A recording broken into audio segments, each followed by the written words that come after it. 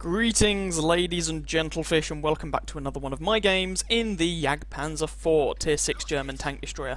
Just off the bat, I have been fiddling around with the sound settings. For some reason, my microphone sound settings on my computer returned to default, and default is really quiet. So that's why the KV2 and I think the last subscriber replay were kind of, well, hard to hear the commentary on. So can you let me know in the comments what you think the volume on this video is like? I've tried to boost it up a bit. If you think it's too quiet, too loud, then please do say so. So this, I've shown you a game in the Jagdpanzer IV before. Don't worry, there is a review coming, although this is not it. And that the previous game was kind of rather atypical. For those who haven't watched it, it was basically me going around shooting tier 8 medium tanks in the flank and penetrating them with the 132mm of penetration you have on this 88mm gun, which is the gun I'm using once again. This game is going to be a little bit more typical of what you can expect from this machine. So it's a tier 7 game, middle of the road matchmaking, sort of. There's only actually one tier 5 in this entire game, that's the enemy KV1, so it's kind of the upper end of tier 7 matchmaking, if that makes sense. And here you're going to see that 132mm of penetration in action at a range of 300 meters. It's not particularly fantastic.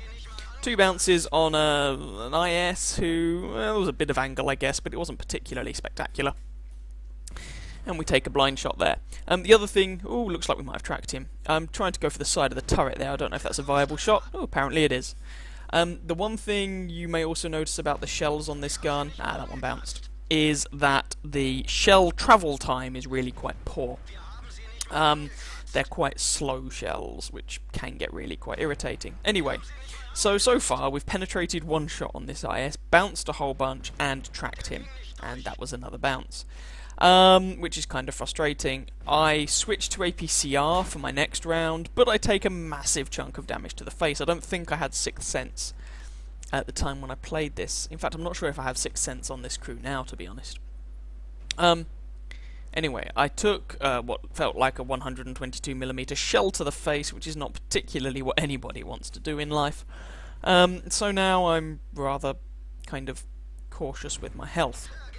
That was an APCR round that went through the front of that KV1. I should probably be aiming up a bit, although that second shot, which was a armor piercing, also goes straight through. Third shot bounces. VK3001P, side, should be able to make that. There we go. And you can see that the 220 alpha damage on this gun is quite nice when you manage to hit and penetrate your targets.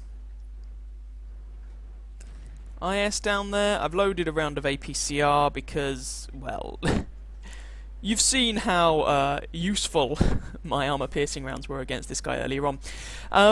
But this is trying to play the tank as a traditional tank destroyer, in a way. Now, I'm not saying you should rush off with this thing first thing and go and get yourself killed. You are not a light or medium tank, and if you play it like that at the beginning of the game, hello Mr. T-37, you will regret it and you will die. But this is, ouch, what happens when you try to play this thing like a conventional tank destroyer. You start noticing a lot of bounces and misses and just ugh.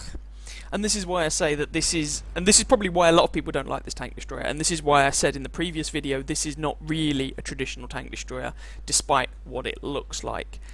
Because your gun doesn't have the punch, doesn't have the penetration to really be played like that. If you want to play the Jagdpanzer IV in that manner, fit the 75mm gun. But I don't think that's really using the machine to its best strengths, I guess. Anyway, thankfully, as in the last Jagdpanzer IV game I showed you, the team here were pretty decent. Goodbye, Mr. VK. And there's that KV1 from earlier on. Nah, someone else picks up the kill. And that means that despite flubbing a few shots, we're actually winning this game quite comfortably. Although the one thing you do notice about this gun, because of the rate of fire, you actually rack up damage with this gun much faster than you expect to. T29. Side of a T29. Yes, now that we can penetrate. I'm trying to go for an engine shot if memory serves. Not sure how successful I'll be. Nah, it was more mid-tank. I'm kind of going for that big fat American booty, but it's not working. Can I pick up the kill? That shot just misses. Come on. Kill. Kill. No. T29 on our team picks it up. But yeah, you rack up the damage quite quickly, and combine that with the fact that people don't play that tank, this tank particularly well, as far as I can work out, it means that that result was actually better than one might at first have thought. When playing it, I didn't think I did particularly well. As it turns out, I did okay, so let's go and see exactly how well I did.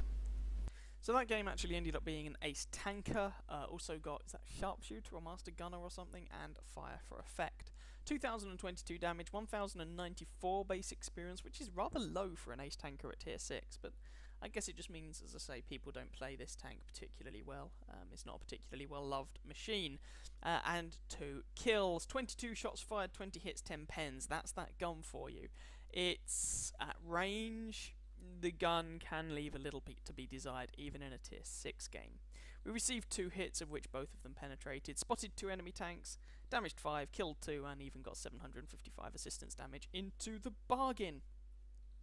We had a premium account at the time, so that was 32,000 credit profit, and we made 3,282 experience for our double. So it ended up being a fairly decent game, all told. Although, as I say, that base experience score certainly wouldn't have been an ace tanker in a lot of other tier 6 machines. Anyway, I hope you guys enjoyed that game. If you did, please feel free to catch some of my other videos and or subscribe to my channel, and I wish you very happy hunting on that battlefield. Ciao, ciao.